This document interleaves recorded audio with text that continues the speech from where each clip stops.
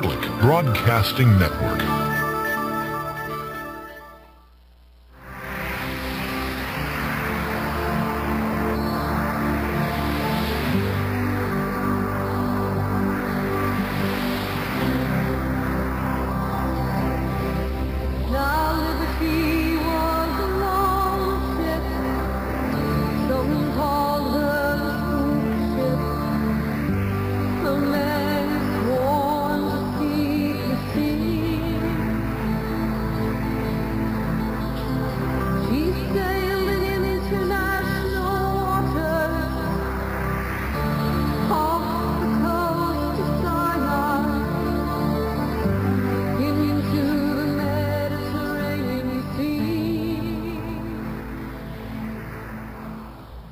Welcome aboard, folks. Thank you very much for tuning in to Your Voice Counts on this great radio station, RBN, real news, real talk, real people, because you can't handle the truth.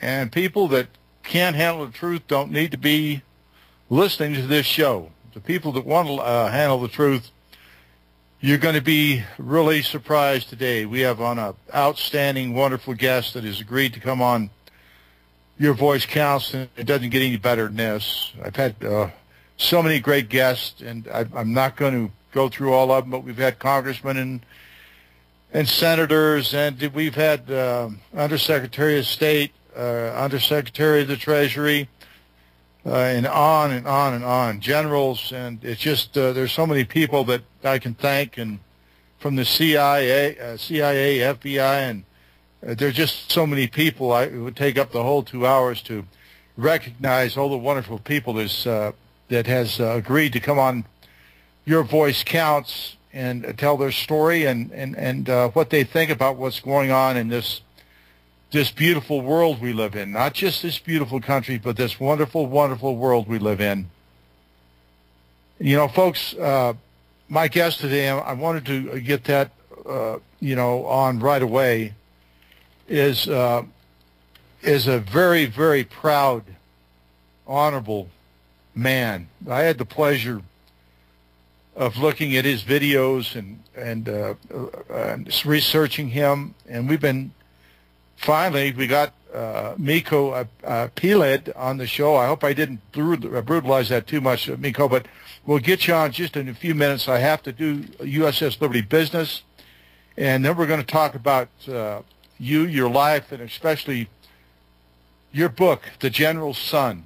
And folks, this is eye-catching, The General's Son. By the way, you can get The General's Son by going to Amazon.com. The General's Son, Amazon.com. And, of course, the author is Miko Peled. Folks, I do this show in honor of my shipmates, my fallen shipmates that were killed June 8, 1967, aboard the USS Liberty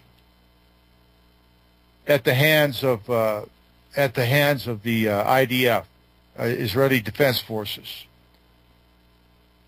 34 of my shipmates were killed that day. 24 of them were blown to bits, and the other 9 were pretty much in the same category, unfortunately. 174 others were wounded that day, including myself. But I was one of the walking wounded. Very, very lucky, and very happy to be alive and raise a family and try to do the right things in life. I'm not perfect by no means. I've done a lot of things I regret, but there's been a lot of things that I've done that I don't regret. But our good ship Liberty was in international waters on June the 8th, 1967, on orders from the Joint Chiefs of Staff and the National Security Agency. Our ship was one of the, or let's put it this way, the most sophisticated spy ship in the world at that time. And that's no joke, folks. We were the badass of intelligence. Hang on, folks. We got a break coming on, it sounds like. Miko, hang on. I'll finish my business when we get right back to it. Support your sponsors on RBN. Thank you. I'll hear the bomb again. I'll hear the bomb again.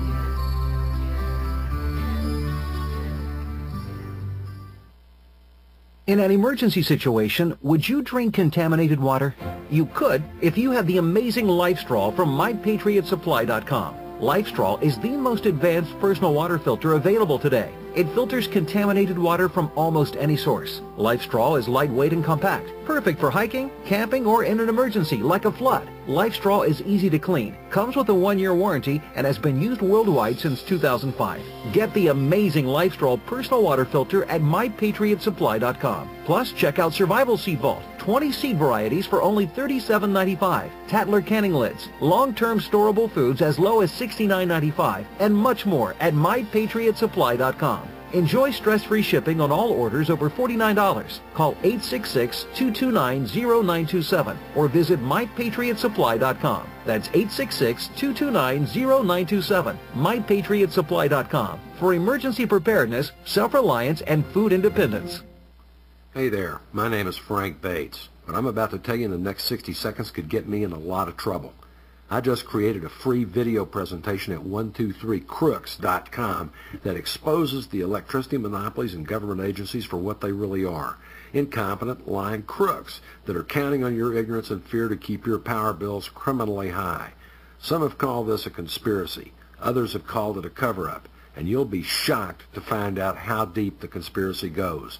My video at 123crooks.com exposes the truth and shows you the secret of how I beat them and how you can beat them too. Watch the controversial video that thousands of other smart patriots have already seen in the last 3 months. Go to 123crooks.com and discover one weird trick to slash your power bill and protect your home. Go watch my video now at 123crooks.com before they force me to shut it down. 123crooks.com. Hey, honey, I'm home. I grabbed a newspaper on the way home. Look at all the news today. Don't you know that all you're going to get in the newspaper is propaganda, twisted news, and false information? Honey, this is a national newspaper. It has to be true. Ha! For some reason, the majority of the population believe anything the mainstream media tells them. The newspaper doesn't give out the important attention of what's happening to this country and news that affects our daily lives. Say, does that newspaper mention anything about the North American Union? No, not that I can see. I didn't think so. You need to go to www.newswithviews.com, where truth is more important than political correctness. That's www.newswithviews.com. Hey, don't throw that away. We can use that in the birdcage. Okay, move over. Let me start reading newswithviews.com. The truth? Read all about it at newswithviews.com. Newswithviews.com, where reality shatters illusion.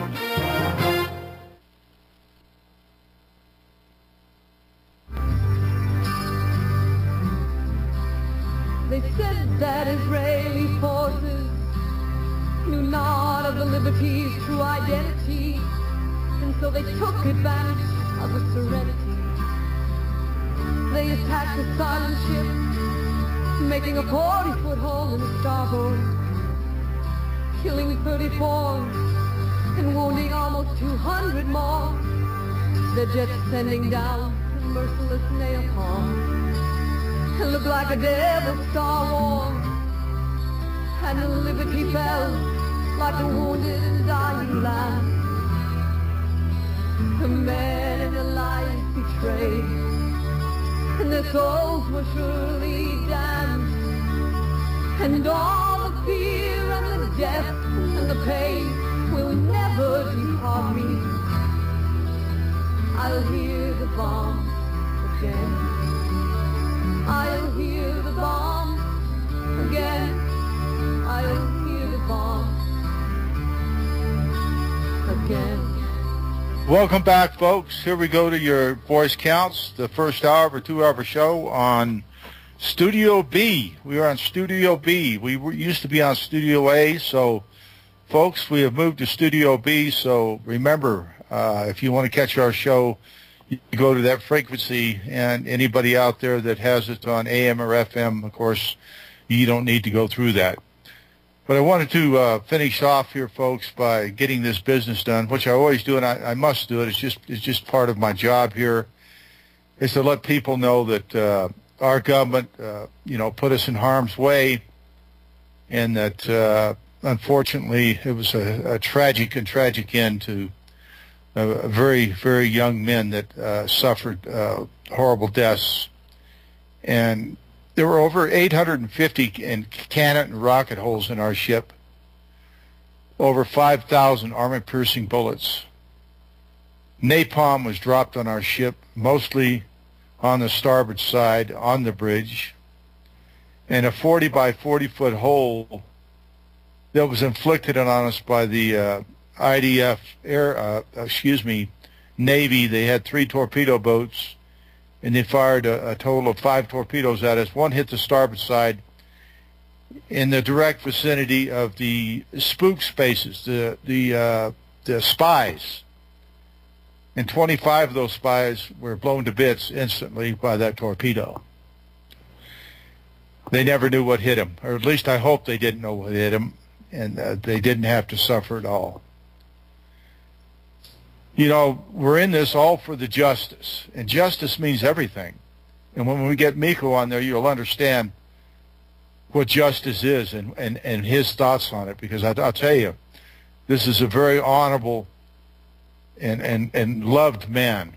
I'll tell you, when I saw him and his interview and his views, and he just, you know, he's got a compassionate heart, and he'll tell us his story. But I just want the people to know that Miko was born in Israel and into a Zionist family, and will still get into more than that, but I just want you to know what kind of guests we get on this show, from all walks of life, from north to south, to east to west, from all over the world. Great, great people.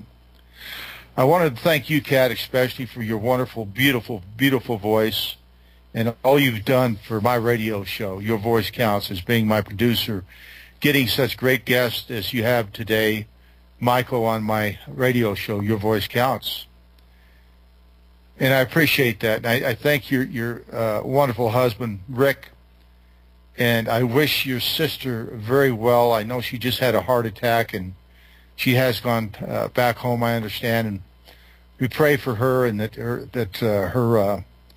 her ailment and her recovery will be swift and fast, and she can get on with life. We also thank your 2 wonderful parents, Harvey and Helen. God bless them. What could we do without them?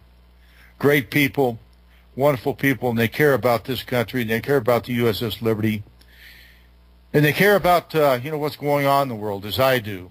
I'm very worried about Iran, and we'll get back to that too with my special guest. But this will be the last little intro I do, and I wanted to thank our board operator today, Devin. Devin is doing a fantastic job. He is a little bit new at the job, but it doesn't show in his performance. He's like he's been at it a long time. And thank you, Devin, for doing my show. I've had many and many others on it, Mike, and I've always enjoyed all you guys, and I appreciate your great dedication to RBN, and especially my radio show, Your Voice Counts. The thing that the United States has done for the last 48 years, along with Britain, is support Israel. And there's many reasons for that, and we will also get into that with Miko. I just don't want to ruin the surprise. I don't want to take up Miko's time. But I also want to thank my dear friend, John Gadusco, for his site, tinyurl.com/USS Liberty. That's tinyurl.com/USS Liberty, the best site to go for information on the USS Liberty. There is also one other site that I think that is very important. That's ushijack.com, ushijack.com. You must go to that site if you want to get the inside information day by day, and some of the things that has happened with Mr. Morris. And I bring this up because it is important, and even though that things go on from here day to day, does not take away from the excellent things that these people do. And also my dear friend Ron Kukl, which, by the way, folks, he was in charge of body recovery and identification, and he did my show a week or so back, and he will be on his way by the orders of the governor of Wyoming, folks, to tell the story of the USS Liberty at VA hospitals, at veterans groups, at schools, at museums, places of honor. So thank you, Ron, and thank you, Governor of Wyoming, for giving Ron this great honor to represent the crew of the USS Liberty and get the truth out, the real truth out about what happened June 8, 1967. So I'm going to give just one more little introduction here, and this is about my special guest. Okay, here. I'm on the computer, and I'm going to bring it up right now. Just hang on. Okay. Okay, here we go. After a busy summer with his family and friends in Israel and Palestine, Miko Peled is back in California and is continuing to promote the message of the General's Son, which I recommend you get, folks. It's on Amazon.com. Amazon.com. Get that book, please. This is September. You will find Miko at a number of events across the state, and towards the end of the month, he will begin his tour of the Pacific Northwest. Below are a few of the places you can see him and learn more about the work for peace. He's a peace activist, and he's a great peace activist. I admire him dearly for that. Be sure to check this blog frequently, as we will be adding more events and more details to the calendar on the right. Now, on September the 8th through the 8th at 6 p.m., Miko will dialogue with Sari Makadisi, excuse me. I always chop up names, I apologize, at the Forum, Hawks and Doves in the Garden of Peace in Laguna Beach, California. September 18th, Miko will be at Santa Ana Cruz, California, for an evening event hosted by the Palestinian Israel Action Committee. Also, September 20th at 7 p.m., Miko will be reading and singing his book, time-tested book, in Sacramento, California. October 4th, Miko will visit University of Washington, hosted by the Students United for Palestinian Equal Rights, SUPR. Miko has recently been featured in a number of media outlets, and I can see why. Murray Polliner of the History News Network reviewed the General's Son favorably, writing that Miko Peled's idealistic and passionate memoir reflects a part of those Jews everywhere who have grown increasingly uncomfortable with the harsh Israeli occupation and continuing colonization of the West Bank. Additionally, Miko was interviewed by Marilyn Kingberg Niemark about his book on the New York City radio program Beyond the Pale. That focuses on Jewish politics and culture. As mentioned above, Miko spent several weeks in Israel and Palestine when he participated in a number of large demonstrations in Jerusalem, Ramallah, Berlin, and you can read some of his experience in Berlin on the Just World Books news feed. Stay tuned for more of Miko's whereabouts in the fall, and we'll make sure to get that out as soon as we can when Miko gets his schedule brought up. And Miko, welcome to the show. Thank you for giving me the time to get my work done, but I wanted to start off by commending you for being speaking out, and a peace activist. And folks, if Miko would like to say a few words about his growing up or whatever, but I know from 1948 to 67, his father was a war hero. He started off as an officer, of course, as they all do. In 67, he was a general. At the same time, our ship was being attacked. How dare you call yourselves patriots and heroes? If you say the government is in a conspiracy to take your freedom away, you are just plain wrong. Boy, I didn't hear that coming on the break. So we'll come back in just a minute.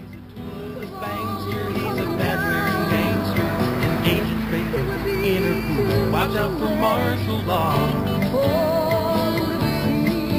there to prove who owns the muscle and might. And he just Hey, meat eater, the freeze-dry guy wants to know, does your emergency food supply meet the standards for survival? Then get the 144-day meat variety unit from the freeze-dry guy. Our meat units utilize only quality Mountain House freeze-dried cooked ground chicken and ground beef, the undisputed choice for great taste and highest nutrition. The freeze-dry guy's 144-day meat variety unit includes 6 number 10 cans of the very best freeze-dried animal protein for power you'll need when the going gets tough. Every meat eater's 144-day meat variety unit comes with a free medical kit and always free shipping to the lower 48.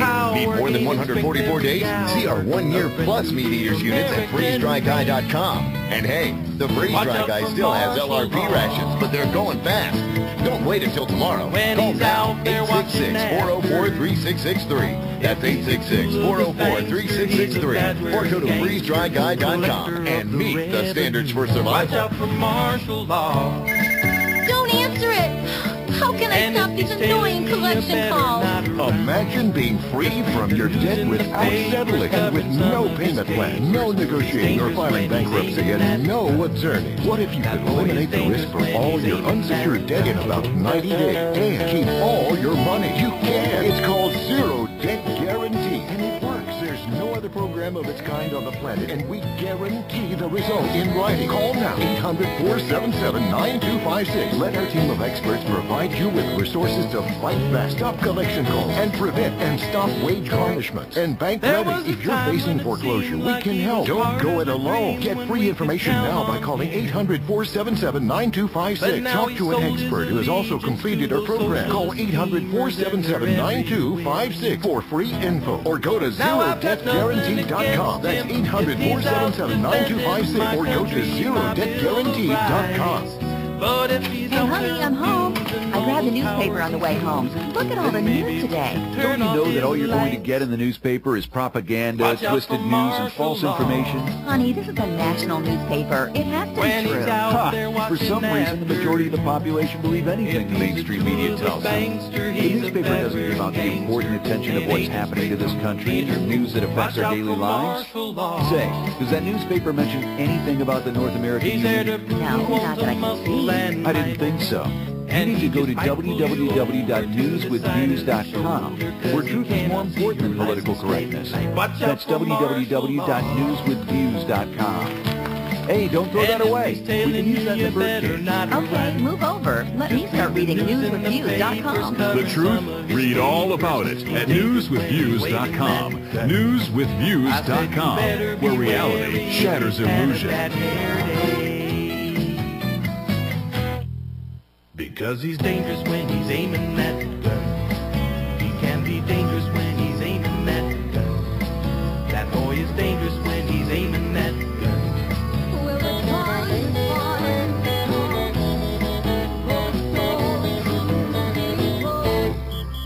That should have been listened to a long time ago. In 1967. On the 8th day of June, came the attack. Welcome back, folks. Here we go to Your Voice Counts from RBN Network. And Miko, I hope that if you're on air, then go ahead and take off, sir. And why are you on Your Voice Counts for today? Well, first I got to thank you for that very generous introduction. I'm almost speechless. It's very, very kind words. So thank you for the, for plugging in the book and all the kind words you said about the book and about the work that I do. I appreciate it greatly. Like you said, the book is on Amazon. It's also on thegeneralsun.com, and it's also, if you just go to mikopeled.com, you can get the book in all of those. But thank you again for that wonderful introduction. Since the book's been out, which it hasn't been that long, the book's only been out since April, I've been getting a lot of, very good feedback, which is nice, and probably the most common feedback is that it's giving people hope. And, the Middle East, especially the Israeli-Palestinian issue, is one that doesn't usually, people don't usually talk about it in terms of hope. They talk about it in terms of despair. So I'm really glad that the story And my journey and the book, as it is giving people hope and reason to hope. Because if we don't have hope, then there's no point in getting up in the morning, and there's no point in activism, and there's no point in the struggle for peace and justice.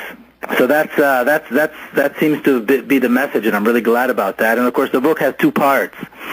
The first part is the general son, which is my background, and all that comes with being the son of a general in a country like Israel, which is often compared to Sparta, where the army and the military and war are celebrated as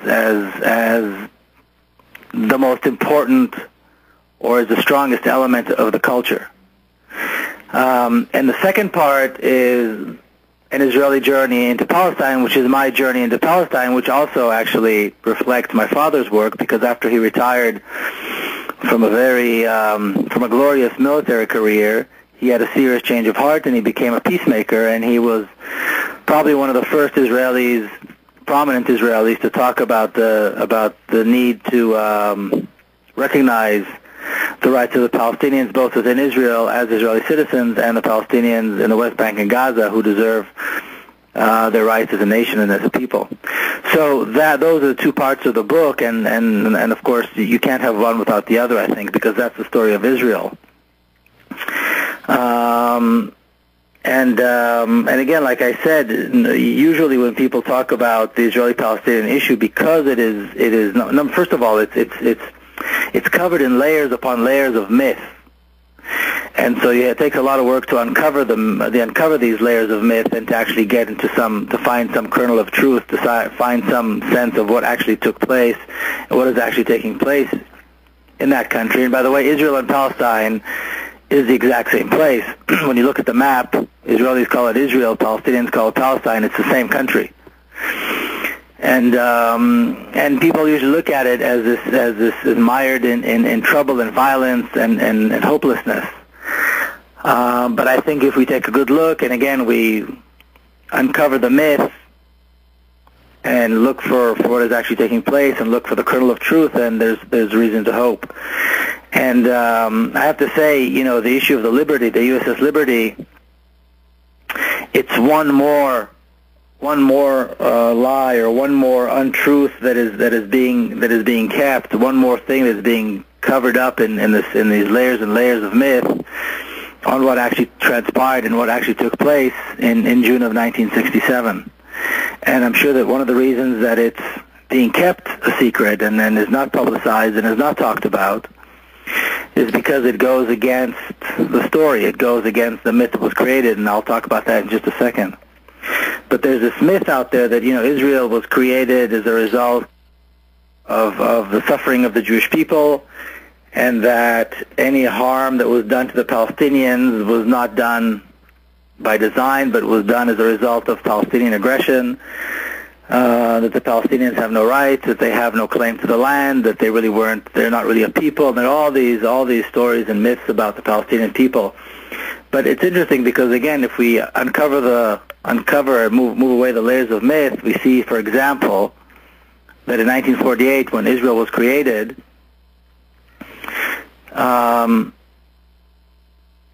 the Israeli army, the Israeli military, was a pretty considerable fighting force of 40, 50, 60,000 armed men and women, whereas the Palestinians had no army, they had no military force at all. And the Israeli forces within 1 year managed to conquer the entire country, almost the entire country, 80% of the country, to destroy more than 500 towns and villages, and to forcibly exile almost 1 million people. And how do you do that? How dare you call yourselves patriots and heroes? Are we off to commercial again? No, I don't know where that's coming from. Oh, okay, fine. But, how do you do that if you're being attacked? The story is that Israel was attacked by all these, the small Jewish community that was before the State of Israel was created, was attacked by all these massive armies in an attempt to destroy them and kill them. But within 12 months, the Jewish forces, the Zionist forces, managed to do so much. How were they able to do that if they were attacked? And again, when we look at the facts, we see that the Palestinians did not have a military. You're listening to the Republic Broadcasting Network. because you can handle the truth. How would you like to own land? A refuge to escape from big cities, possible food shortages, the collapse of the dollar, or just a vacation trip is now available to you. Lots of fishing and hunting are available just across the Rio Grande River. Own your personal Colorado Wilderness RV lot within 3 stones throw of the Rio Grande River for $1,395. Quarter-acre lots, county road access. All lots come with warranty deed. All just for $1,395. Call 785-672-3141. 785-672-3141. Or go online to ColoradoRiverLots.com for more information and to see photos. It is away from civilization, a good business investment, and a low-cost protection plan. Call today, 785-672-3141. If you would like to live your life free of sickness, pain, and fear, live your life with increased vitality, energy, and youthfulness, and experience your body healing itself from anything out of balance concerning cardiovascular or diabetic circulation problems, then this might be the most important ad you'll ever hear. It is possible to acquire a 100% organic nutritional supplement for a healthy heart and circulation, which works.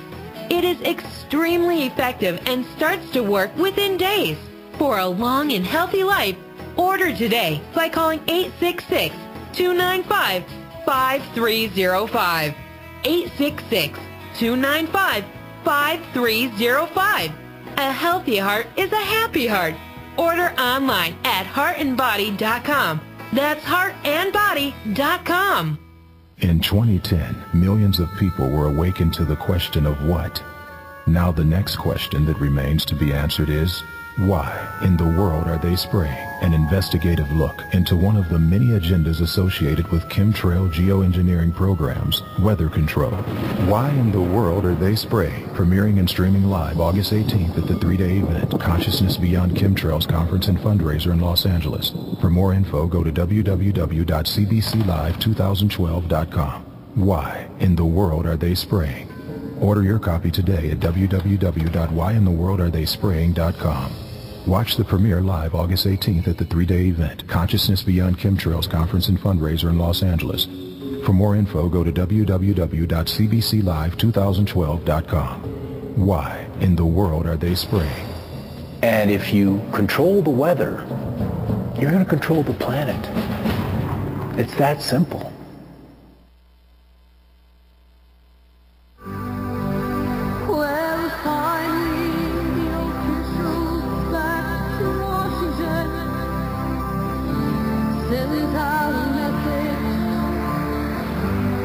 That the ship moved farther out to sea. There were too many errors and too much time wasted. The bombs were coming down. It would be too late for liberty. Welcome back, folks. Here we go to your voice counts. And Miko, I must apologize. I didn't know what was coming on there, and you got cut off, and our board operator didn't know quite what it was either. But that's live radio. We can get over that. But I was wondering. I was looking, and I made some notes when I was looking through your outstanding video that was sent to me by my dear friend Kat. And you had three different. Are you still there, Miko? I hope. Yeah, I'm here. Okay, good. You had three different things you said. In 1948, you said, a country without a people, and I know we got two others that go after that. But what did you mean by that? Well, the claim that was made was that somehow the country that became Israel, that was called Palestine, had no people in it. And of course, that was a myth. That was a complete myth. It's not true. Before the State of Israel was created, there was a small Jewish community there, if we're talking about 1948, there was maybe 500,000. The Jewish community consisted of about 500,000 people, and there was a large Palestinian Arab community of about 1.5 million, or close to 1.5 million. So this is one of those myths that was created in order to perpetuate this notion that there really is no Palestinian problem, and that we had, Israel always, the Jews came and somehow the Zionists came and somehow created something out of nothing, which is not true. There was a community, they had a political life, they had a social life, they had a middle class, they had bustling cities, they had a bustling economy, and so on. And so this is all part of that myth. And then, since the Zionists wanted to conquer the land and get rid of the people, they created this another myth, which was that there was some kind of an existential threat, that the Arabs were attacking, and therefore the war had to take place. And the fact that almost 1 million Palestinians were forced out of their homes and out of their land, and then never allowed to return. Hence, we have a refugee problem today, 64 years later, and destroyed cities and towns and villages and mosques and historical monuments in order to erase the Palestinian nature and the Palestinian characteristic of the land. This all came about as a desire, the Zionist desire to take over the land and get rid of the people. So they created this myth that on the one hand said that they weren't there, and the other myth that's saying that actually there was an existential threat and therefore the war began. Later on, 20 years later, in 1967, they did it again. They said that there was an existential threat, even though the generals, and again, as I was working on the book, I went into the Army archives and read exactly the minutes of the meetings of the generals where they say there is no threat. But later on, they had to say that there was a military threat, and therefore they had to begin the war. They started a war in order to conquer more lands, and again created this myth that somehow the state of Israel, this poor Jewish state, was under some kind of an existential threat that justified the preemptive strike. And again, in 6 days, the Israeli army was able to conquer the Sinai Peninsula, the West Bank, and the Golan Heights. They were able to kill 15,000 Arab soldiers, destroy 3 Arab armies, and do all this in 6 days. And the Israeli forces suffered 700 casualties. In other words, the myth of the existential threat and these massive Arab armies coming to attack doesn't fit in with the reality, which shows that the Israeli army in 6 days managed to do something that was pretty incredible. So there really wasn't any existential threat, but the existential threat was used in order to justify the conquest and then, of course, keep the land. And what's interesting is that now, as we hear Israeli rhetoric talk about Iran, they're using the exact same rhetoric that they used in 1967. Barak, the defense minister, talks about an existential threat. He said that the sword that is the blade that sits on our neck is even worse and more dangerous than the one that we had to endure in 1967. In other words, he's bringing back the myth of 1967 to justify an attack on Iran. Okay, so now they're using the exact same rhetoric and the exact same rationale in order to justify an even more insane and more inexplicable and more, or I should say less understandable attack against a country that has done them no harm. So this is the nature of the Zionist state. It's kind of like a Sparta, war is everything, attacking is everything, and they always justify it by somehow saying that they're under threat. And they're very successful in doing this. They're very successful in managing to portray this picture on the one hand of being under threat constantly, but then managing to militarily really be the biggest bully in the neighborhood. Okay, and I understand that, and I understand, and we're going to get into this too later about at 11/25, December the 28th, when Hanukkah was going on. But first of all, I wanted to ask you about this. Your father was a general in the IDF when our ship got attacked, and that was the war started on the 5th day, and we got attacked on the 8th day. So I guess the war was over on the 10th day or 11th. So going through those documents, Miko, and seeing firsthand for yourself people writing down their thoughts and the war plan and so on and so forth. Did you happen to see or get any information why they attacked their friend in the United States, the USS Liberty, in international waters. Do you have any inside information on that we could get from you, please? No, I saw nothing. Not a single mention in any of the discussions that I saw, in any of the meetings that the generals had, did that even come up. And in fact, I didn't hear about it about the Liberty myself until only several years ago. So there was no mention of it at all. I think if you took 1,000 Israelis and asked them, you'd be lucky to find one that even heard about it. And, so nobody talks about it. There's no news about that.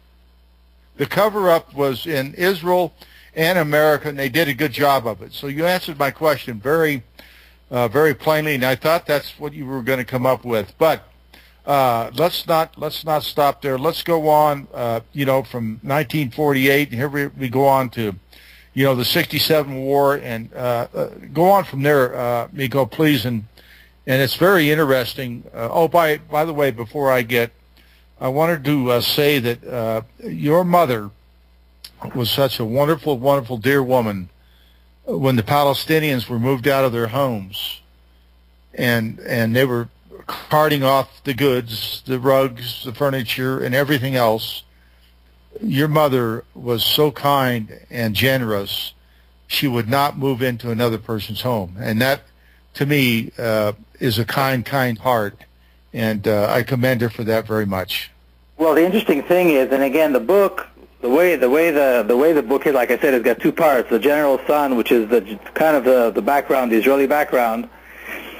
My dad was an officer, like you said earlier, in 1948 in the war, and and growing up in Israel, the way we learned about the war was that the Arabs attacked, and Israel had no choice, and therefore the war ensued of 1948. So it was a war that lasted a whole year, at the end of which Israel conquered almost the entire country and forced into exile almost 1 million people. And that was the story. But my mother told me another story, which was which contradicted this national narrative. And I remember growing up feeling that there was a contradiction there. But until several years ago, when I actually started working on the book, I couldn't put my finger on it. And the story was that my mother was born and raised in Jerusalem. She's 85 years old, by the way. She's alive and well and healthy and so on in Jerusalem still. And she knew the neighborhoods. There were Palestinian neighborhoods in West Jerusalem. Very affluent. They had beautiful homes. The homes are still there, by the way. And she would walk down through those neighborhoods on the weekends and see the families sit, under the lemon tree and so on. And then, as an adult, she was married. She had 2 young children. And as these people were forced out of their homes, the homes were offered to Israeli families. And she was offered one of these homes, and let me tell you, these are beautiful homes. These are beautiful, large, spacious homes with beautiful gardens, very distinct. And she said, I can't live in the home of another mother. I can't take the home of another wife. I can't live in the home of a family that has just been forced into exile. And she said the stories were that as the soldiers came in to take over the homes, the coffee was still warm on the table. In other words, the families had just got up and left. They didn't even have time to take their belongings. And then later on, she would see the truckloads, the Israeli truckloads full of the loot. And her comment was, and it still is, because I talk to her about this all the time. How are they not feeling shame to behave this way, to take people's homes and then to loot these homes and treat people like this? And of course, she felt great shame for these Israelis who did do this, and she couldn't. She just wouldn't take the home, and she stayed living in a small apartment with her mother and 2 young children. That was no fun at all. But the thing is that I could tell. I remember feeling this contradiction that I couldn't understand, and I couldn't put my finger on it until I actually worked on the book, and I saw we have a national narrative that is a lie, based on a lie, and the personal story, a very personal story, very simple story of my mother, who actually reflects the reality of what actually took place and substantiates what millions and millions of Palestinians have been saying for 65 years, which is that they were displaced by force, that there was no threat, there was no attack, and so on and so forth. But nobody ever listens to the Palestinians because the assumption is that they're liars. It was only when stories like this, like my mother, come up, or Israeli historians like Ilan Pape, write about the ethnic cleansing, then we look back and we say, well, actually, maybe there's something to this. But when the Palestinians have been saying this for decades, nobody took any notice, and of course, we now know that what the Palestinians were saying is true. So that was the story of my mother, and, like I said, thank God she's alive and well, and we still talk about this a great deal, and she always, her comments, are always the exact same comments about this issue. It is a very heart-wrenching story in the fact that, Miko, I've had, a lot of great guests on my show, like I said, and I learn every time. I've learned a heck of a lot from you. I've learned a heck of a lot from Gilad Atzmon. I don't know if you know Gilad. I hope you do. A great humanitarian who was born in Israel and a terrific jazz player. But, you becoming, I know you grew up in a Zionist family and the Zionist agenda. How are you treated? Are you treated as a self-hating Jew, or are you treated as a person with compassion, or do they want you in Israel, or can you go back to Israel? Will you be arrested? Have you been accosted? What are your thoughts on that, please? Well, Israel is a democracy as long as you're an Israeli Jew.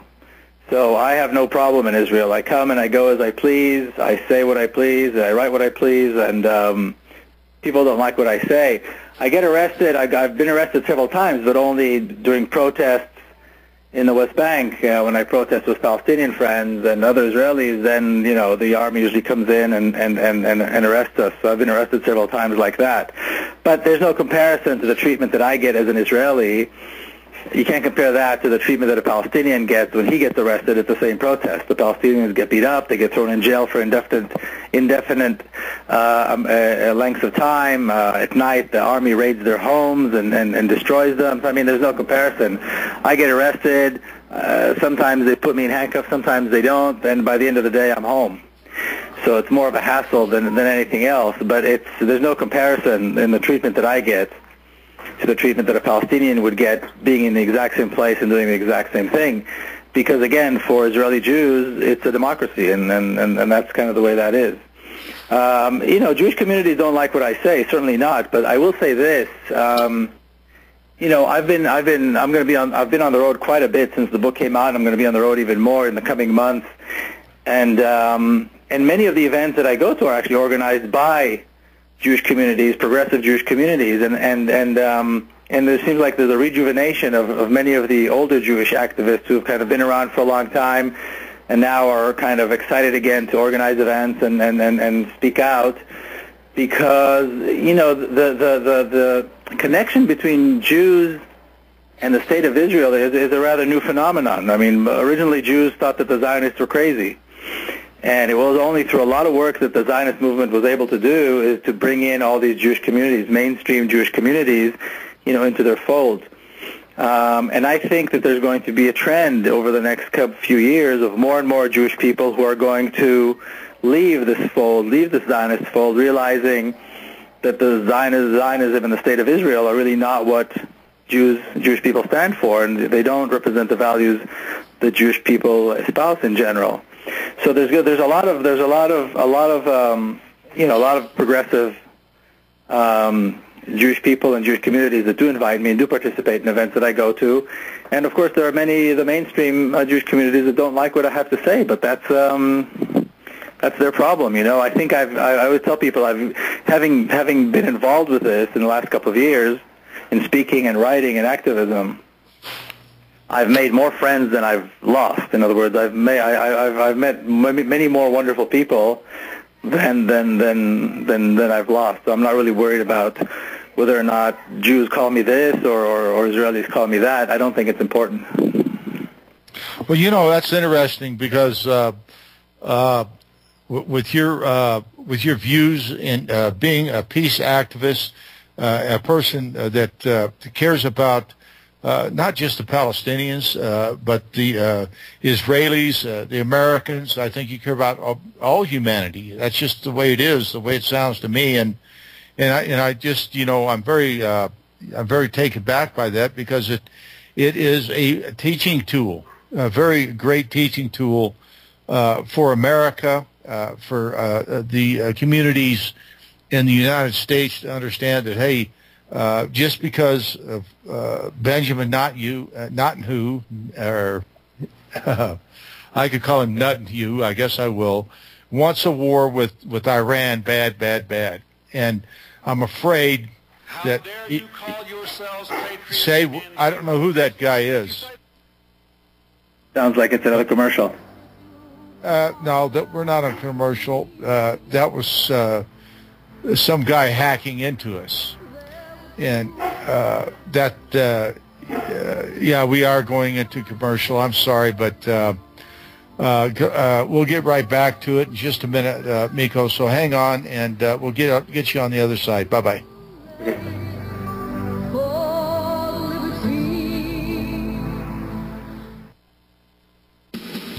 Chlorine, fluoride, pathogens, and more are in the water you drink day to day. Do you want the ability to remove and reduce those harmful things in the water you drink? You can. How? With a Berkey water filter. A complete standalone gravity filter system that requires no electricity and no plumbing.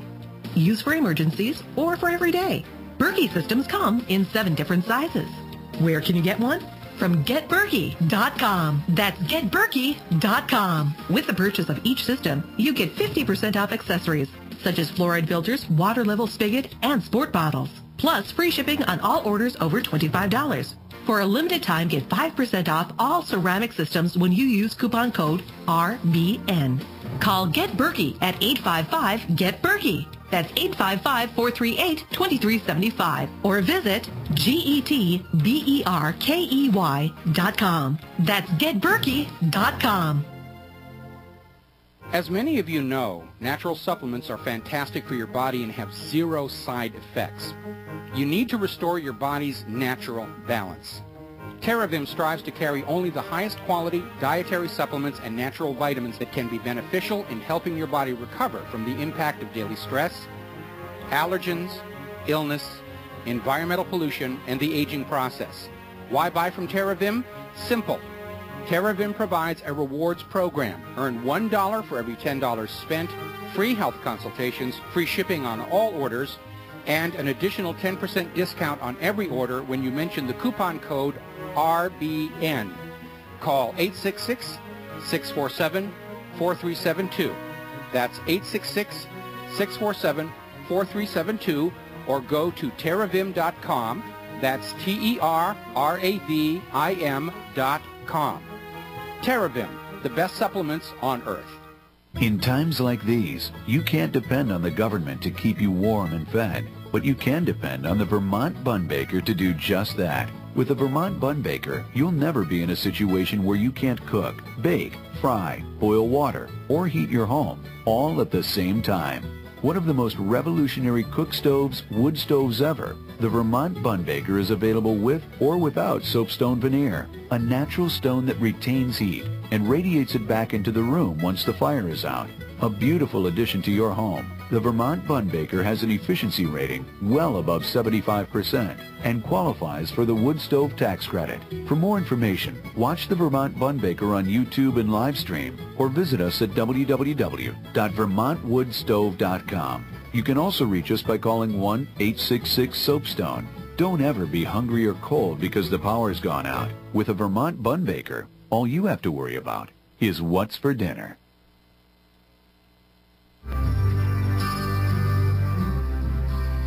They said that Israeli forces knew not of the liberty's true identity, and so they took advantage of the serenity.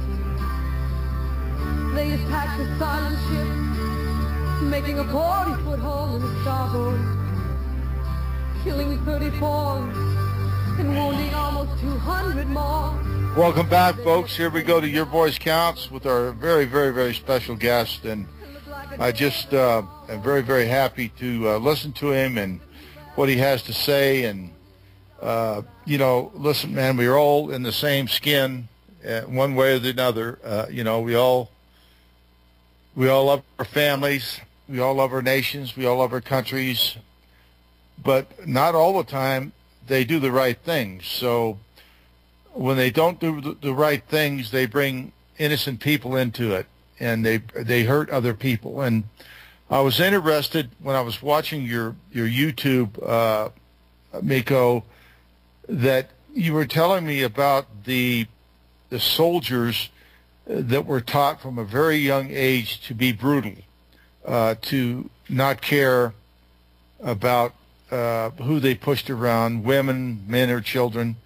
And, you know, that's understandable because they're taught that way. Many kids are taught different things at a young age, but what a sad thing to teach people to abuse other human beings. Yeah, well, again, one of the things that I discovered along my journey, that again, like I said, the book has two parts. It's got the general son, and then it's got the journey of an Israeli in Palestine. That's why it's called that. In the general son, one of the things that I come to realize is how is it that Israelis who are supposedly brought up in a democratic society, in a liberal society, end up being such brutal soldiers when they're facing, by and large, mostly a civilian population. In other words, the Palestinians have never had an army or anything, so the Palestinians are entirely a civilian population.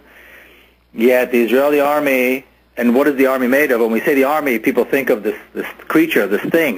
You know, the army is made of people. It's made of soldiers, it's made of officers, it's made of commanders, it's made of cooks, it's made of drivers. You know, that's what an army is. Somebody's got to operate it. And how is it that they do this? And my sister, Nurit, just came out with a book as well about the racism in the Israeli textbooks, or how Palestinians are portrayed in Israeli schools books.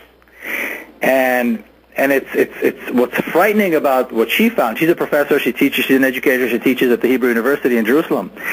And one of the things that that is the most surprising in her, what she finds is how methodical the racism is in the Israeli textbooks when we talk about the Palestinians. For example, the Palestinians either exist as a threat or as a problem. There are no people. There are no Palestinian people portrayed in any of the Israeli textbooks. The problem is always this thing that's out there that's kind of almost abstract on the one hand. On the other hand, it's a threat that's constantly threatening our very existence, and they manage very subtly to create this. And so then, when kids graduate from high school, they're given a gun and then a uniform, and they go into the army. The conscription in Israel is mandatory. And then, what do they know about these people? They know nothing about the people as a people, but they do know that there is this threat. And then, if you look, for example, at the geography books, the maps in the Israeli geography books, and in fact, all the maps that Israel as a state creates, whether it's, hiking maps or weather maps or the maps in the textbooks, in school textbooks, all show Israel as the entire country, and there's no differentiation between, say, the West Bank or, different parts. It's all the same country. It's the greater Israel from the Jordan River to the Mediterranean. And there is no mention of anybody else that exists other than the Israelis. There's no mention of others. Hang on, we're going to go to another break, and then we got another hour of fantastic radio. I'll tell you, folks, you got to listen to this gentleman. You got to listen to this gentleman. Support your sponsors on RBN. We'll be right back. Thank you for listening. Because you can handle the truth.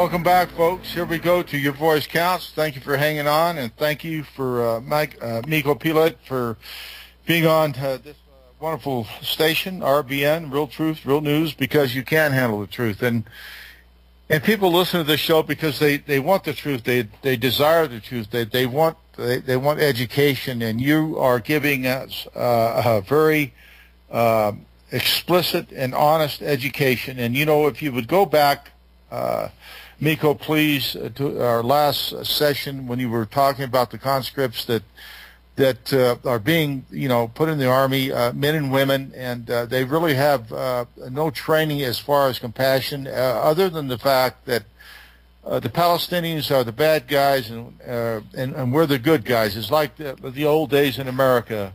The Indians were the bad guys and the white guys were the good guys. It's kind of like that, don't you think? What it is, it's the same kind of racism, the same racism that was used here in America against Native Americans, against African Americans, the same racism that was used, by other, colonial powers around the world, and is used again in the Israeli textbooks against to portray the Palestinians as something that is dark, that is dangerous, that is backward. Completely disregarding the reality, completely disregarding the education levels of Palestinians, completely disregarding the fact that, how developed they are as a people and as a culture and as a society and so on.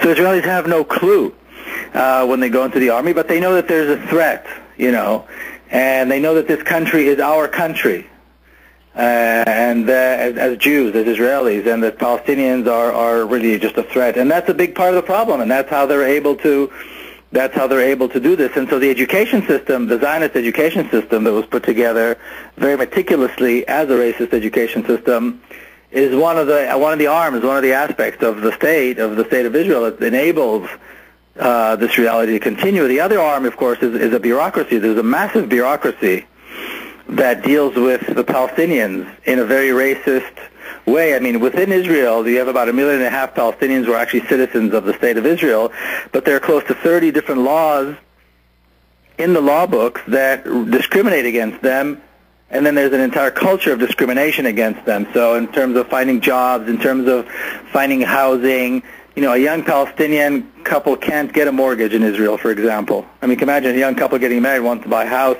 or build a home, and they can't because they can't get a mortgage, things like that. And then there's an entire set of laws that govern the lives of Palestinians in the West Bank and Gaza, massive amounts of laws and restrictions and permits that are required. And, of course, they can never get these permits, so they have to, everything takes a very long time and everything is very expensive. Palestinians, people talk about the Palestinians within Israel sometimes and saying, well, they have equal rights and so on and so forth. You'd be hard-pressed to find a single school or a single house or a road that was built for the Palestinians within Israel, in 65 years, whereas towns and cities for Israeli Jews are being built all the time.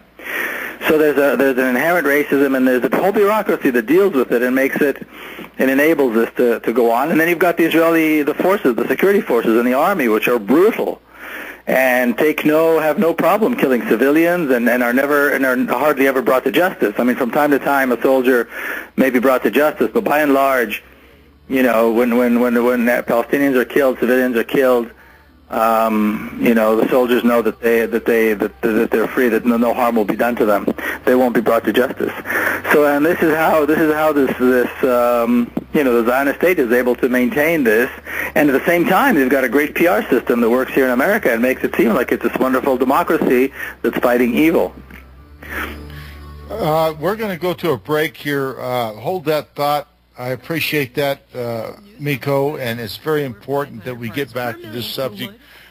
Folks, support your sponsors on RBN, and thank you, Devin, for taking such a good job of us. See you in a minute. 10 with Hawthorne, colon enhancer, Super 2, natural laxative, our exceptional product Connexin, memory power, and Super Male and Femplex. All on sale for the summer at herbalhealer.com. Also, 10% off on the HHA survival course. This is an important time to have this information. Might save your life. Nation's leader in supplying quality natural medicine and education. herbalhealer.com. Free online newsletter. quality natural medicine supplier since 1988. We ship the same day you place your order. Free 128-page catalog with your first order. Go to herbalhealer.com today. herbalhealer.com.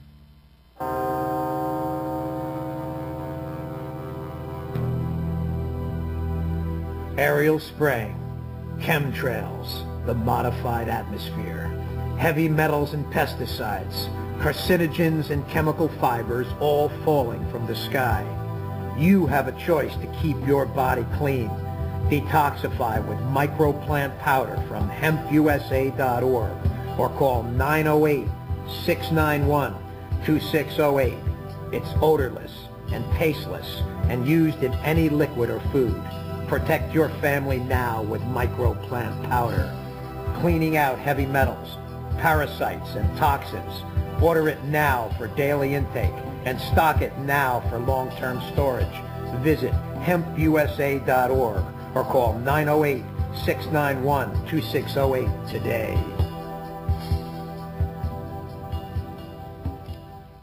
Corporate media dominates the American opinion. Finding independent voices that counter this avalanche is becoming increasingly difficult. With the endless corruption running rampant throughout our government, independent voices are needed more than ever to battle the offensive against our freedoms and liberties. As a listener of RBN, no one understands this concept better than you. Now it's up to you to do your part. The time has come for you to take action and begin broadcasting the truth to hundreds or thousands of people every month. Sound impossible? Quite the contrary. With pointed slogans from LibertyStickers.com, you can reach countless sleeping Americans unaware that they live in a real-life wonderland. LibertyStickers.com has a huge inventory of political bumper stickers and messages that reflect the truth about our government, our politicians, and the future of America. With so many in stock, there's one perfect for you. Visit us today at LibertyStickers.com. Again, that's LibertyStickers.com. Do your part. Your voice is important. Let it be heard.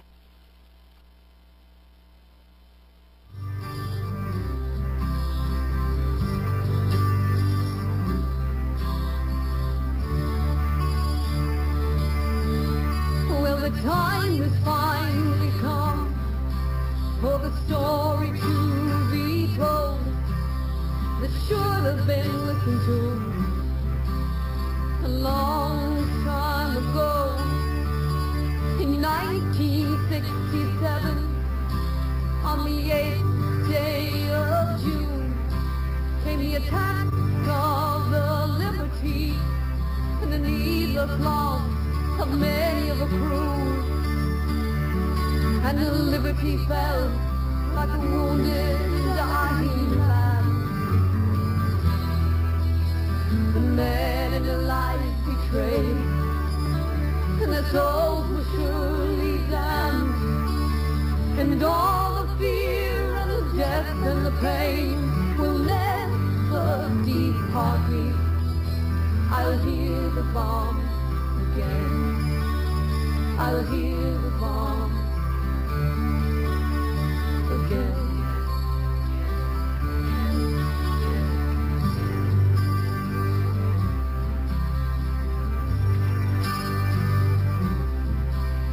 They said that Israeli forces knew not of the Liberty's true identity. Welcome back, folks, to Your Voice Counts, and Phil Tourney goofed up again.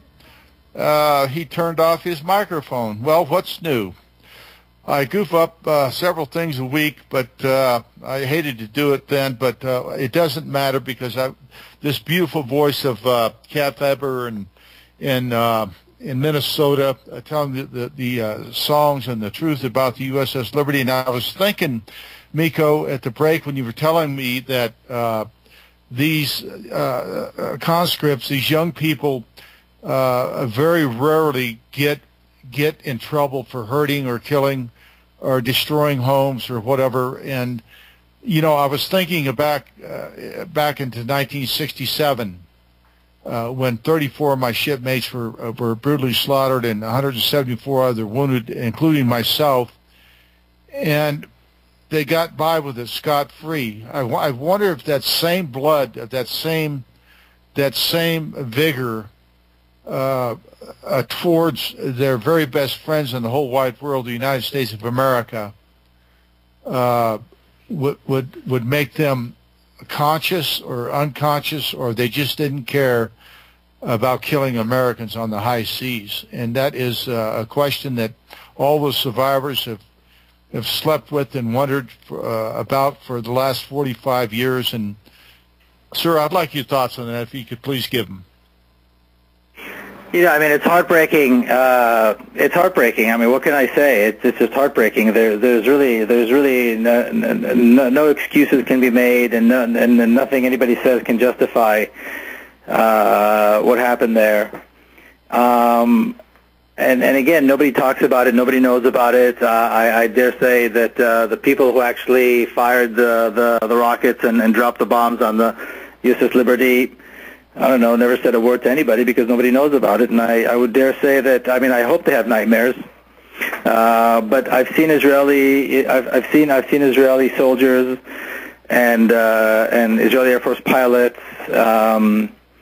you know, drop hundreds of tons of bombs on completely civilian populations, on children. So I mean, we're talking about a very brutal mentality. So I wouldn't expect anybody to come up and suddenly ask for forgiveness, although it's certainly called for.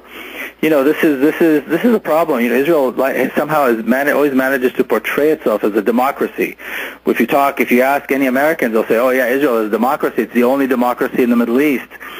You know, but when you look at the actual state of Israel, when you look at actually the discriminatory laws that exist against the Palestinians, even the Palestinians who are citizens of the state of Israel, never mind the Palestinians who live in the West Bank and Gaza, who have no rights and have no citizenship at all, but even the ones who are citizens and supposedly have some rights have to face over 30 laws that are designed to discriminate against them specifically.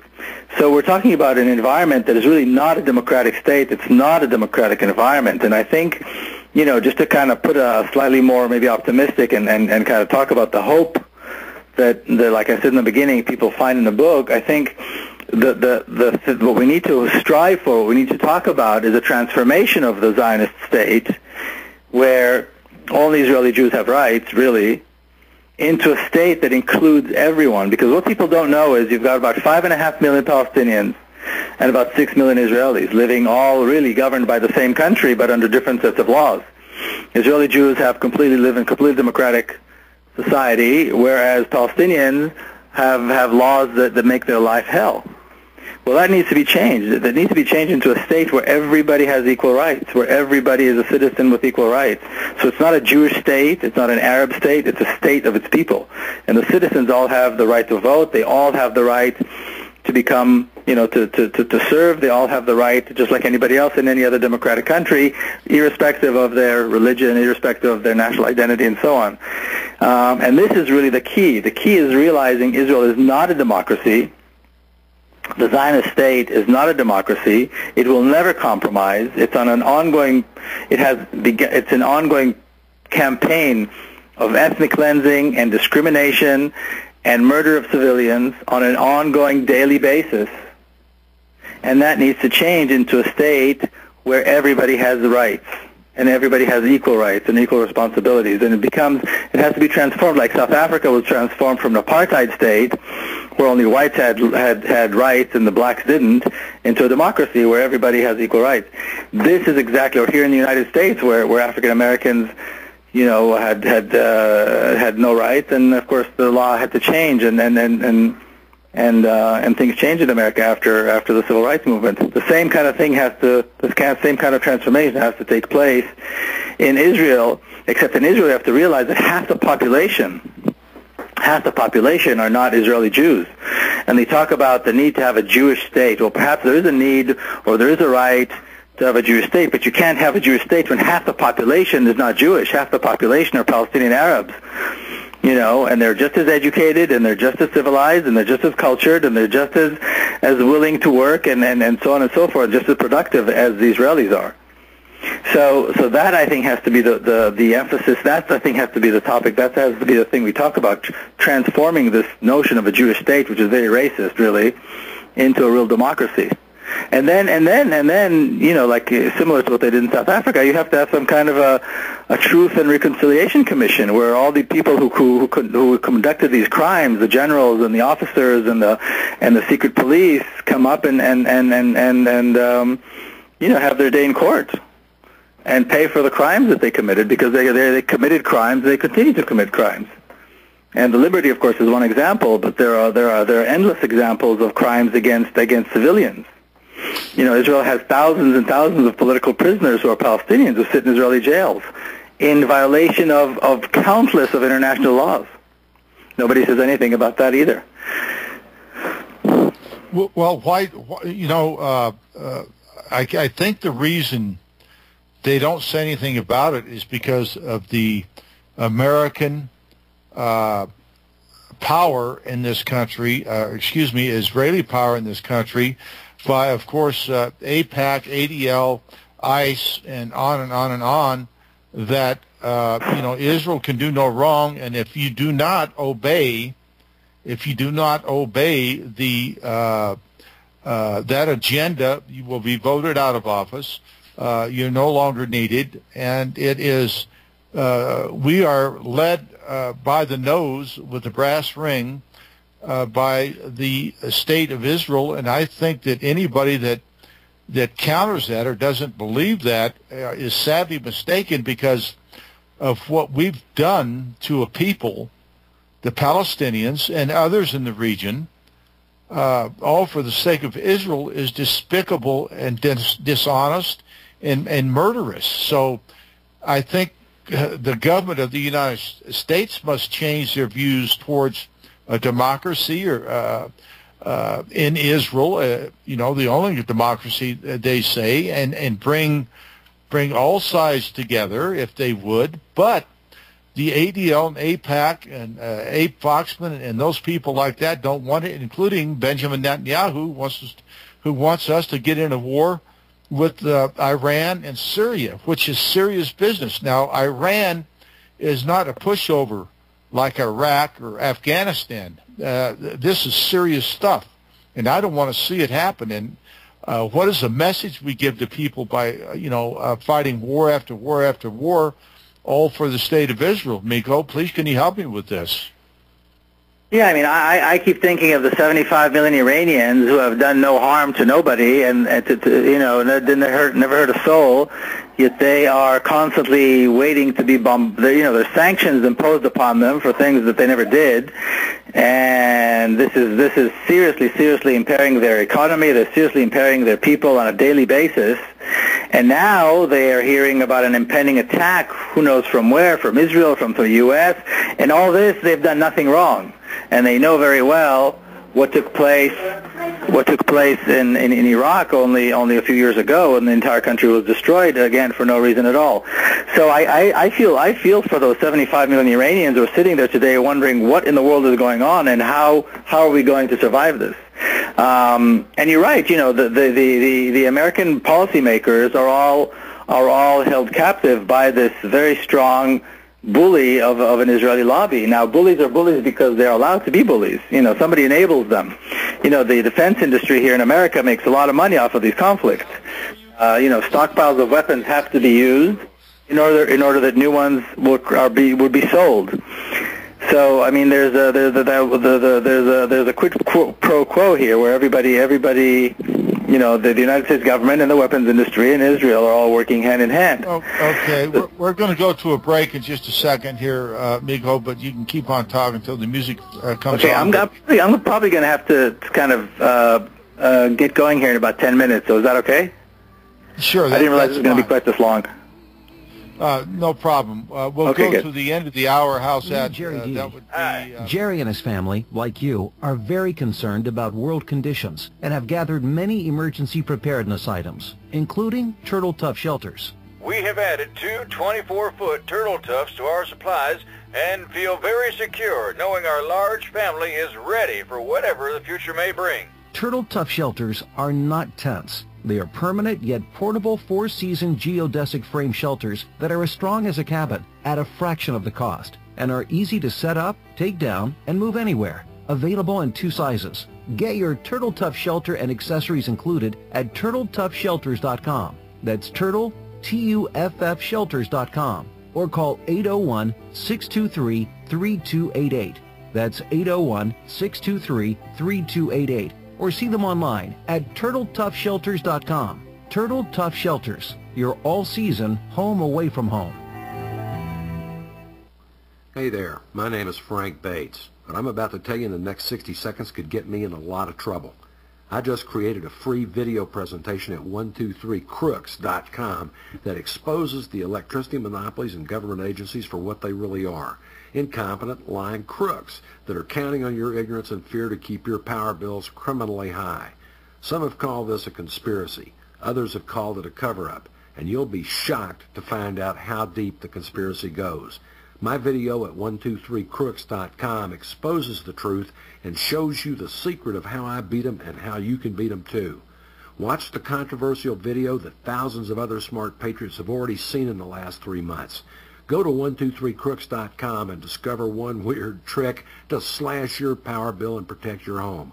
Go watch my video now at 123crooks.com before they force me to shut it down. 123crooks.com. Hey, honey, I'm home. I grabbed a newspaper on the way home. Look at all the news today. Don't you know that all you're going to get in the newspaper is propaganda, twisted news, and false information? Honey, this is a national newspaper. It has to be true. Ha! For some reason, the majority of the population believe anything the mainstream media tells them. The newspaper doesn't give out the important attention of what's happening to this country and news that affects our daily lives. Say, does that newspaper mention anything about the North American Union? No, not that I can see. I didn't think so. You need to go to www.newswithviews.com, where truth is more important than political correctness. That's www.newswithviews.com. Hey, don't throw that away. We can use that in the birdcage. Okay, move over. Let me start reading newswithviews.com. The truth? Read all about it at newswithviews.com. Newswithviews.com, where reality shatters illusion.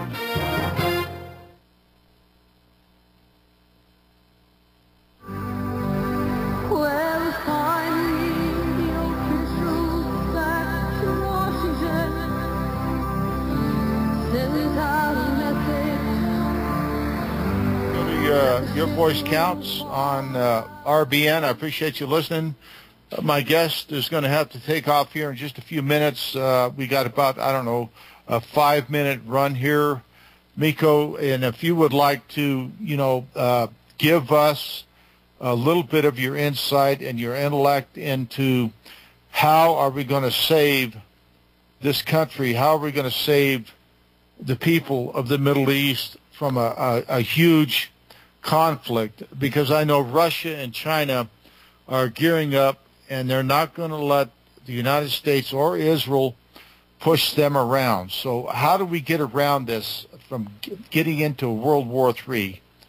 Well, first of all, the elections are coming up, so there's an opportunity right there to make a statement. To begin with, I think every Republican should be run out of office, and I think it has to be made absolutely clear that the American people don't want war, they don't believe in war, and that they will stand up against anybody who tries to initiate another war, particularly having been burned by this whole issue of Iraq, the lies and so on and so forth that brought America into this war in Iraq, into the war in Afghanistan, which are both unnecessary and both unjustifiable. So I think when Americans speak, the government listens. When Americans had enough of Vietnam, they stood up, and it didn't matter to anybody what the president may or may not have promised. America got out of Vietnam, and that was the end of it. And it was the right thing to do. And I think that today Americans have an opportunity to do the same thing in the Middle East. There is no reason for America to be at war with Iran. There is no reason for America to be at odds with the Muslim or the Arab world.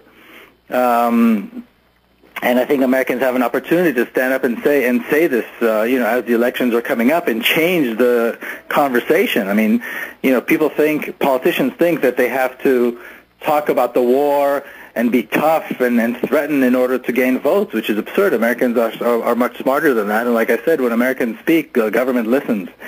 And so it's time, I think, for Americans to speak on this issue. And I think also that Americans once the Americans learn about what is actually taking place in Israel and Palestine, about the grave injustices, about the brutal killings and the brutal way with which Israel treats the Palestinians, then Americans will stop supporting Israel. I mean, all this money that Israel gets for free, it doesn't need it. Number one, Israeli economy is fine. They don't need this money. The money goes only in order to build, to build cities for Israelis only on Palestinian land. It goes to building a stronger and stronger military force, which is not needed, and to really support the injustices of Israel against the Palestinians. And so Americans have, like I said, an opportunity to speak up, and this is what's going to change the conversation, and this is what's going to change the policy.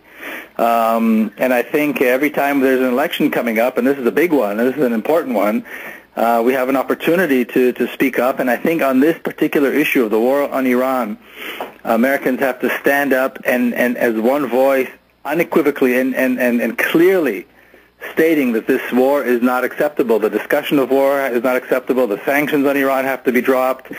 And we need a different story here. We need a different conversation about getting along, and we need to stop supporting Israel immediately. Stop sending money to Israel. Start treating Israel just like South Africa was treated, as a rogue state, as somebody who is not welcome until policy change, until there is a real democracy there.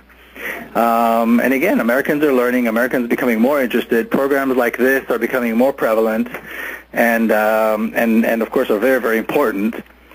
Because the mainstream media gives us very, very little relevant news, and this is how we're going to save this country and save other countries and develop better relations with the rest of the world and understand the world we live in much better. Well, I'll tell you, you have been a great guest. I appreciate it very, very much. You gave us an hour and a half of your time.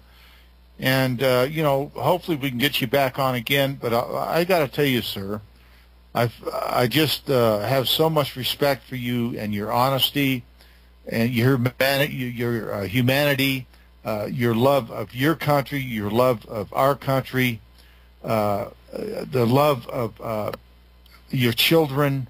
And, I do want to say one thing. I know you got rocketed in Israel, and then you went out and said, well, it's the size of a soccer ball. And then you said that in the war of 2008 and Hanukkah, the airplane pilots would come back and do it over and over again.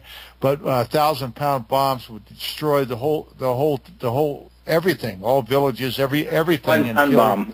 One-ton bombs, yeah. Yes, yeah, one-ton right. bombs. And that's right. I was flabbergasted, and then you have the courtesy and the smarts, and you were under attack. I knew you were, and you had the courtesy and the smarts and the compassion in your heart to say, is one equal to the other? And so, sir, for your education, educating me, and you did it very well. I'll tell you that. And for your book, The General's Son, get it on Amazon.com. I'd like you to get back on air again sometime, if you would, please.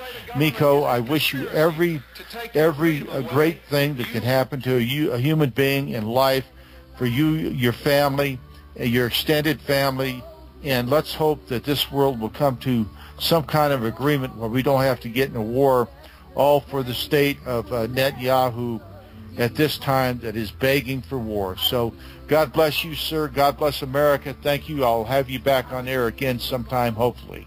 Thank you very much. It'll be a pleasure. Thank you, sir. Folks, I guess you heard that. I'm glad you did. You're listening to the Republic Broadcasting Network, because you can handle the truth. How would you like to own land? A refuge to escape from big cities, possible food shortages, the collapse of the dollar, or just a vacation trip is now available to you. Lots of fishing and hunting are available just across the Rio Grande River. Own your personal Colorado Wilderness RV lot within 3 stones throw of the Rio Grande River for $1,395. Quarter-acre lots, county road access. All lots come with warranty deed. All just for $1,395. Call 785-672-3141. 785-672-3141. Or go online to ColoradoRiverLots.com for more information and to see photos. It is away from civilization, a good business investment, and a low-cost protection plan. Call today, 785-672-3141. As many of you know, natural supplements are fantastic for your body and have zero side effects. You need to restore your body's natural balance. TerraVim strives to carry only the highest quality dietary supplements and natural vitamins that can be beneficial in helping your body recover from the impact of daily stress, allergens, illness, environmental pollution, and the aging process. Why buy from TerraVim? Simple. TerraVim provides a rewards program. Earn $1 for every $10 spent, free health consultations, free shipping on all orders, and an additional 10% discount on every order when you mention the coupon code RBN. Call 866-647-4372. That's 866-647-4372, or go to terravim.com. That's TerraVim.com. TerraVim, the best supplements on earth. Corporate media dominates the American opinion. Finding independent voices that counter this avalanche is becoming increasingly difficult. With the endless corruption running rampant throughout our government, independent voices are needed more than ever to battle the offensive against our freedoms and liberties. As a listener of RBN, no one understands this concept better than you. Now it's up to you to do your part. The time has come for you to take action and begin broadcasting the truth to hundreds or thousands of people every month. Sound impossible? Quite the contrary. With pointed slogans from LibertyStickers.com, you can reach countless sleeping Americans unaware that they live in a real-life wonderland. LibertyStickers.com has a huge inventory of political bumper stickers and messages that reflect the truth about our government, our politicians, and the future of America. With so many in stock, there's one perfect for you. Visit us today at LibertyStickers.com. Again, that's LibertyStickers.com. Do your part. Your voice is important. Let it be heard.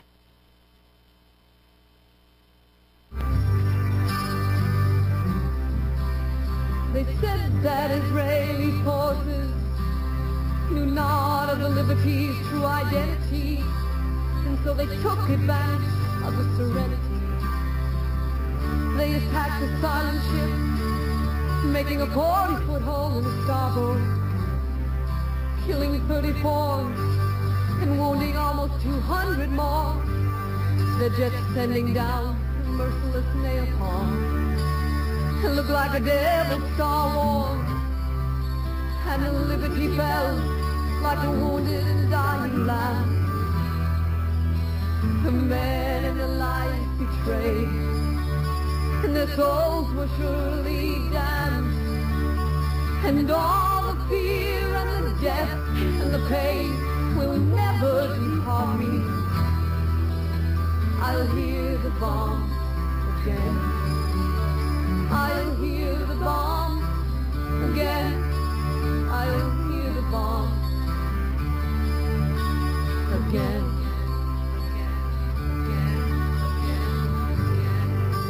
They're back in there, my book.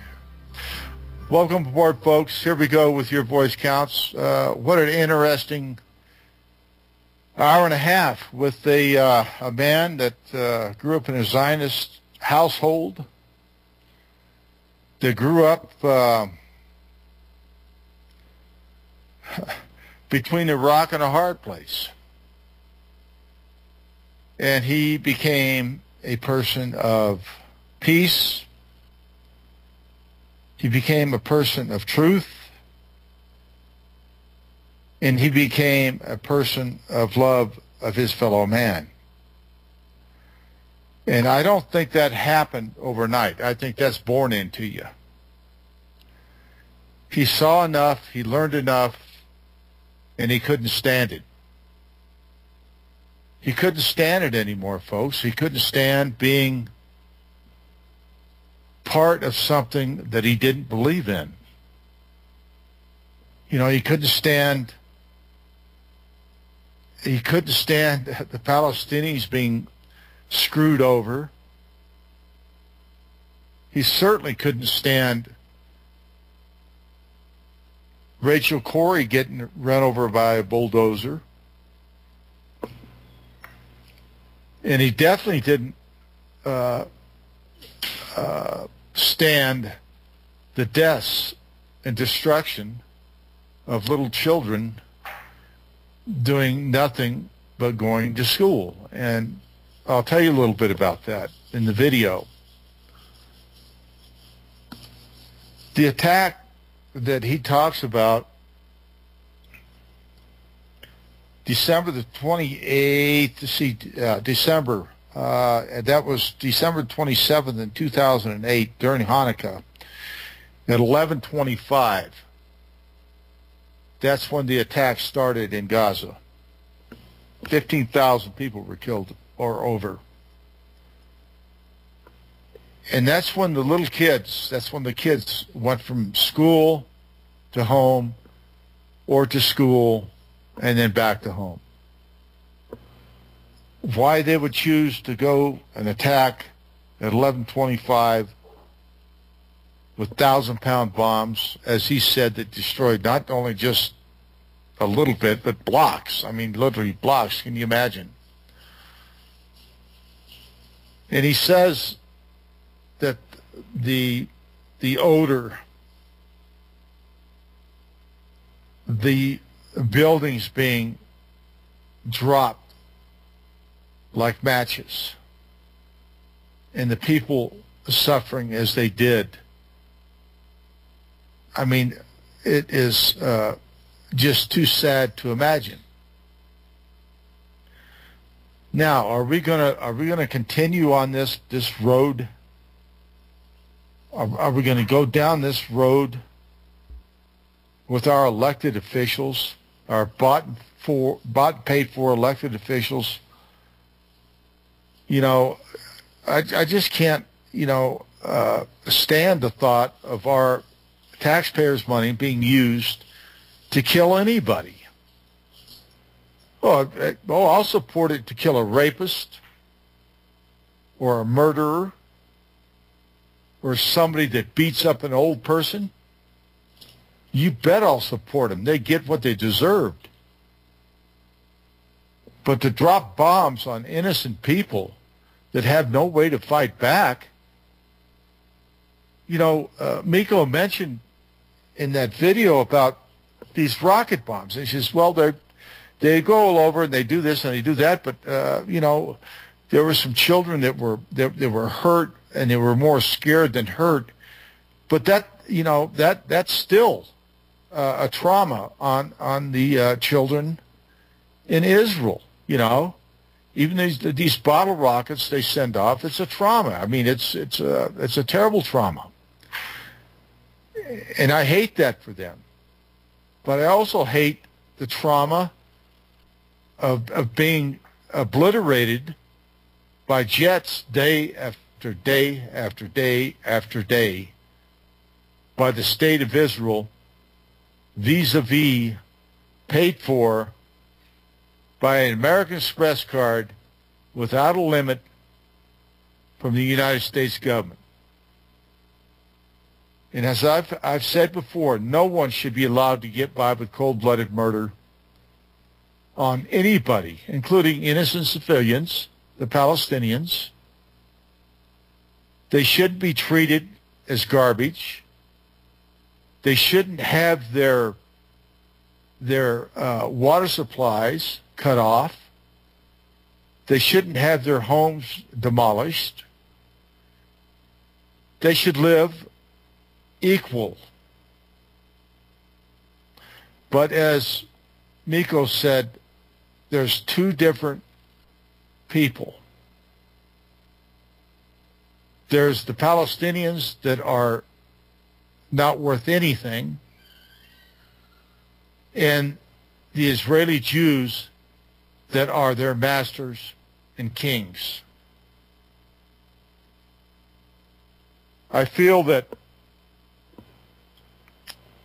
the United States Congress is in that same position. The Israeli government are their masters and kings. And we, as a people, must send a message to all America and around the world that we will not stand for this type of behavior. I mean, my God, folks, you remember back in the civil rights, Rosa Parks getting on the bus, she wouldn't get off, and it went on, it took off like fire. And then here we got, Martin Luther King walking down and trying to get people to understand that, hey, we're going to do this, but we're going to try to do it in a civil manner. And a lot of Jewish movements got into that with Martin Luther King. How? I don't know. How could they support a group of blacks that have been oppressed, beaten, downtrodden, and used, and then hook onto their wagon when they're doing the same thing? Well, it's politics, folks. It's all politics. I understand. I'm not the smartest guy in the world, but I do understand what's going on in this world. And if we don't help each other, I mean, our next door neighbors, everybody's afraid to even open up their door anymore to their next door neighbors. Let alone go overseas. I wouldn't go overseas for anything. For what for? Put an American flag on your back, and you're tainted.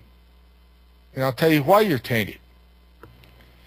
Because the American government supports and demands support from other countries with sanctions if they don't go along with the Zionist agenda. Well, let's face it, let's call it what it is, world domination. And they use this in the churches of America. They use this deeply in the Deep South. And I was down in the Deep South, and I saw so much and learned so much that you do not say one word about Israel in any church, or they will kick you out on your rear end, because Israel is the end. Well, let's put it this way. Israel is the top dog on the block, in their view, not only in the Bible, but what they do, because they are God's chosen people. Now, I'm not a scholar on the Bible. I never, said I was. But I do know this, that God loves everybody. God loved the USS Liberty enough to keep it afloat. And he did that for a reason. To tell the truth of what happened to us by the Zionist state of Israel. They will get their way by hook or crook. Now, Miko made a good point, a fairly good point about, our government, and to send a message and perhaps change administrations or whatever. I don't think that's ever going to change anything. The only way we can clean house, folks, in America is to clean house in Congress. Just a week or two or maybe 3 weeks ago, there were a bunch of congressmen, they called them junior congressmen, that were in Israel. I believe it was in the Sea of Galilee or something in that area, having a great time, getting drunk, chasing naked women, getting naked themselves, getting in the water, just having a great old time on the American dime, just having a heck of a time. You know, these people are elected to serve us. They're not elected to go to a foreign government, to be videotaped, to be blackmailed, to do the bidding of the state of Israel. And folks, I can tell you, I guarantee you, that is exactly what went on. They've got a lot on these people, what they did. And these congressmen just don't have a clue. Well, you don't act that way. Listen, they're in a position of power. They can make a vote. One vote can bring us into a war. And you want him to make that vote drunk with a bunch of naked women around him or a bunch of naked men, whatever he desires, in Israel, making our foreign policy? Well, I certainly don't. And I hope you don't either.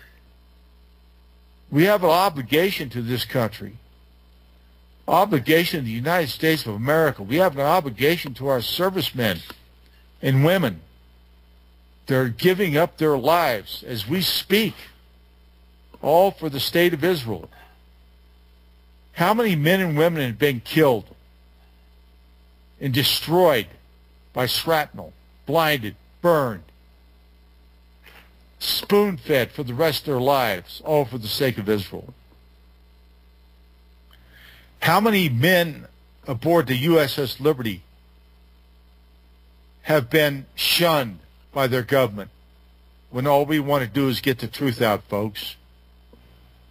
Just the facts, just the truth. Just like Joe Friday said, all we want is the facts, ma'am, just the facts.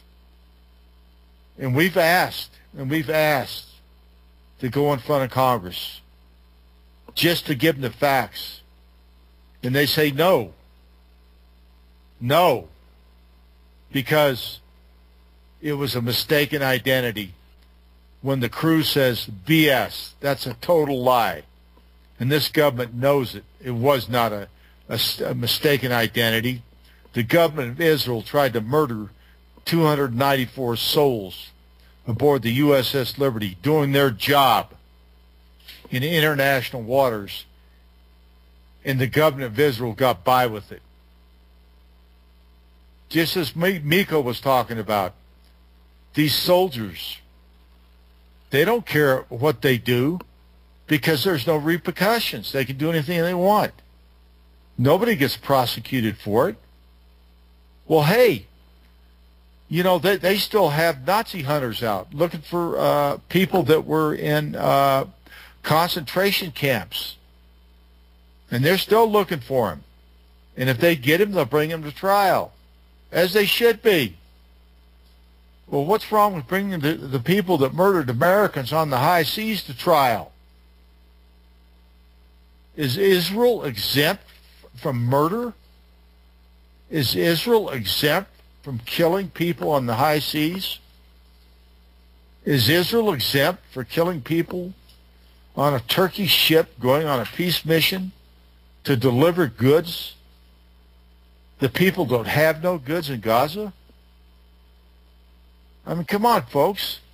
You know, this is a very, very troubling time we have. And we have to become united. In my view, the only way we can become united is to tell the truth. And the truth is, no one should be allowed to get by with cold-blooded murder on anybody, including Americans on the high seas, doing what they were told to do in 1967. I know that was 45 years ago. But the Holocaust was about 68 or 69, 70 years ago, and they're still going after that. So why? This is an American Holocaust. This is the American Holocaust. You folks, call yourselves patriots and heroes. If you say Listen, I guess that would be the end of my show. I don't know what's going on here. It's 8:50. It's a break. We'll take off in just a minute. Freedom. Watch out for martial law. When he's out there watching after. If he's a tool of the bankster, he's a fast-moving gangster. An agent straight in her pool. Watch out for martial law. He's there to prove who owns the muscle and might. And he Chlorine, fluoride, pathogens, and more are in the water you drink day to day. Do you want the ability to remove and reduce those harmful things in the water you drink? You can. How? With a Berkey water filter. A complete standalone gravity filter system that requires no electricity and no plumbing. Used for emergencies or when you're around in the Berkey systems come in 7 different sizes. Where can you get one? From GetBerkey.com. That's GetBerkey.com. With the purchase of each system, you get 50% off accessories, such as chlorine filters, water level spigots, and sport bottles. Plus, free shipping on all orders over $25. For a limited time, get 5% off all ceramic systems when you use coupon code RBN. Call Get Berkey at 855-GET-BERKEY. That's 855-438-2375. Or visit GetBerkey.com. That's GetBerkey.com. Don't answer it! How can I stop these annoying collection calls? Imagine being free from your debt without settling and with no payment plan, no negotiating or filing bankruptcy, and no attorney. What if you could eliminate the risk from all your unsecured debt in about 90 days and keep all your money? You can. It's called Zero Debt Guarantee, and it works. There's no other program of its kind on the planet, and we guarantee the results in writing. Call now, 800-477-9256. Let our team of experts provide you with the resources to fight back, stop collection calls, and prevent and stop wage garnishments and bank levies. If you're facing foreclosure, we can help. Don't go it alone. Get free information now by calling 800-477-9256. Talk to an expert who has also completed our program. Call 800-477-9256 for free info, or go to ZeroDebtGuarantee.com. That's 800-477-9256, or go to ZeroDebtGuarantee.com. Are you struggling to reclaim your health? Let me share my story quick. My nightmare of chronic fatigue, PTSD, and autoimmune issues cost me everything. A bankruptcy, loss of home, even my wife walked out on me, no hope in sight. A miracle happened after hitting my lowest point. I discovered ion and RNA drops. It literally saved my life. I want to share my story with you and offer you a trial-size mini bottle of RNA drops. Visit www.rnafreemini.com. Again, that's www.rnafreemini.com. It's time to take your power back now. You can also look for our free trial offer ad at republicbroadcasting.org. RNA drops.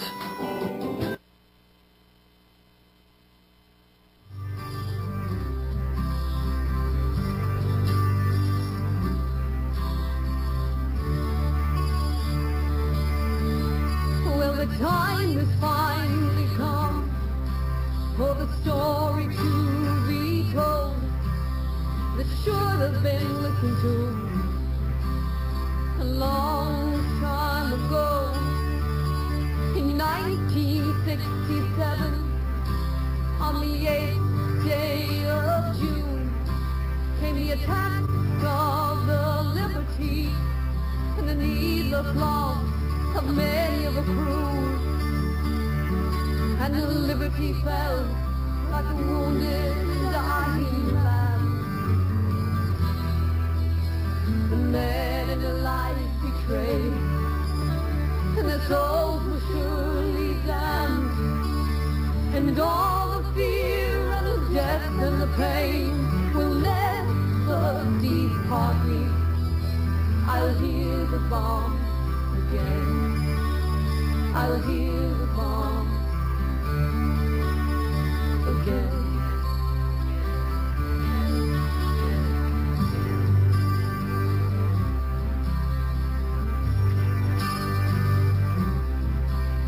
They say